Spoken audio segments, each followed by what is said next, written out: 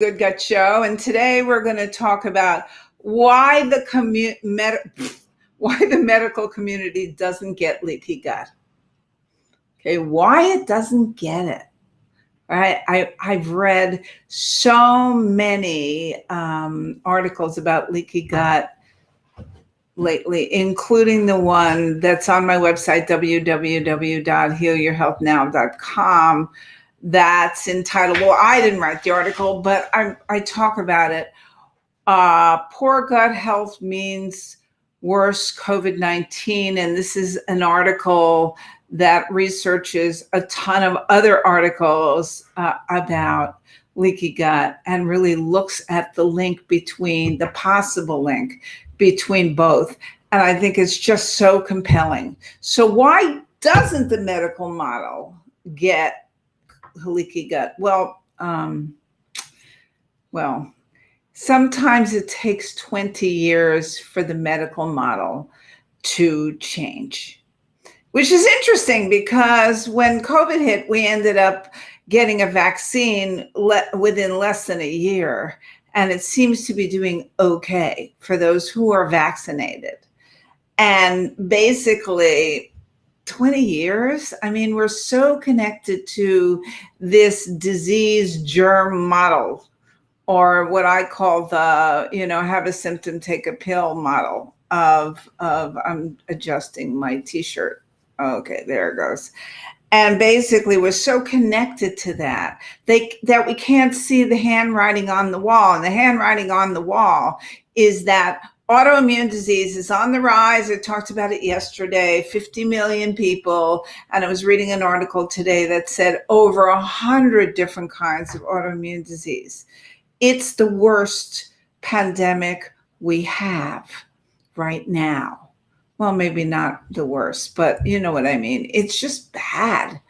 And basically, this is the problem. The problem is it takes the medical model so long to embrace a different idea. There's a wonderful book called Lives of a Cell by Lewis Thomas. I read it years ago. And he talks about the fact that things get really complicated before they get really simple. And it just blows me away that doctors just don't get that maybe this is a solution for a lot of problems. And that's the other thing. Because leaky gut manifests in different ways. So there's no like, oh, you have this diagnosis, you have these symptoms. It doesn't do that. As I said, now over 100 autoimmune diseases, over 100. And also, one of the things that really is amazing about leaky gut is that it just doesn't manifest as digestive symptoms. There are 8 major ways that it manifests and more besides autoimmune disease, so it manifests in so many different ways that it's really hard to pin down, but it is the root cause of a lot of problems.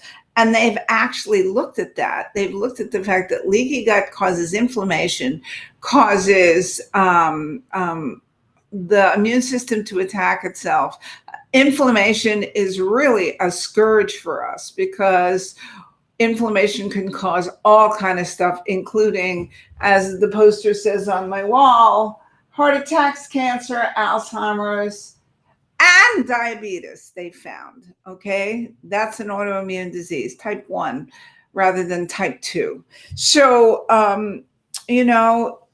that's a couple of reasons why it takes too long, it manifests differently. And the other thing is that doctors aren't schooled in that. They're not schooled in, leaky gut or the manifestations of leaky gut. They're just not. I worked in an integrated cancer center. It was probably one of the best experiences in my dietitian career. And basically the main doctor who hired me and who was amazing, unfortunately passed away from cancer. That's why he started this integrated community. It was amazing. He basically said to a client, was somebody I knew, which was really interesting.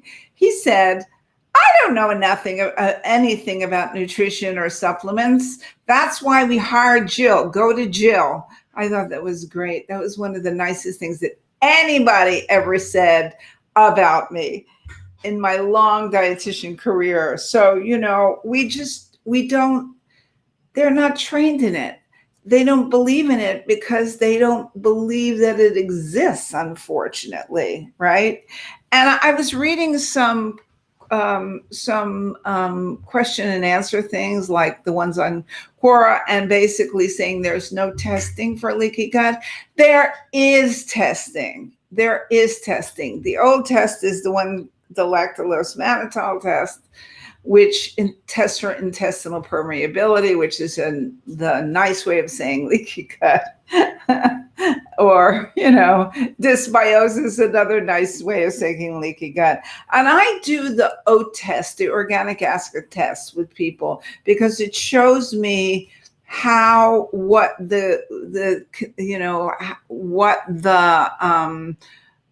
in the microbiota, because there are thousands of different kinds of bacteria in your gut. So, I use the OAT test. It shows me that. Also, there is a test that is an add-on called the zonulin test, which is a wonderful way to test for leaky gut also. So there are tests, but they're not tests that your doctor usually does. They're not. They don't know from those tests. They don't know from them, And there are tons of research out there about dysbiosis, about intestinal permeability, about, I was reading one, leaky gut, and it's linked to autoimmune disease, a huge research study that showed that there is a link. So really, there's tons out there, but the problem with the medical community is it's very slow to embrace new stuff, and we don't have the time anymore because this stuff is happening. Autoimmune disease is happening, and we need to do something about it. So they're not trained in it, so they don't get it, right? It manifests in different ways, so you can't fit it into a diagnosis box, right? There is testing for it, but doctors don't do it. And there's tons of research out there, but it's not acknowledged by the medical community. So, that's all of what I know about that. And that's all that you should know. And you should look at other things out there because there are a lot of people that are talking about leaky gut and its effect on the body. And tomorrow I'm going to talk about what effect it has on the body. So stay tuned tomorrow. We'll talk about that. And Dietitian Jill signing off. Have a fabulous rest of your day. And I'll talk to you tomorrow about what leaky gut causes. Okay? Bye.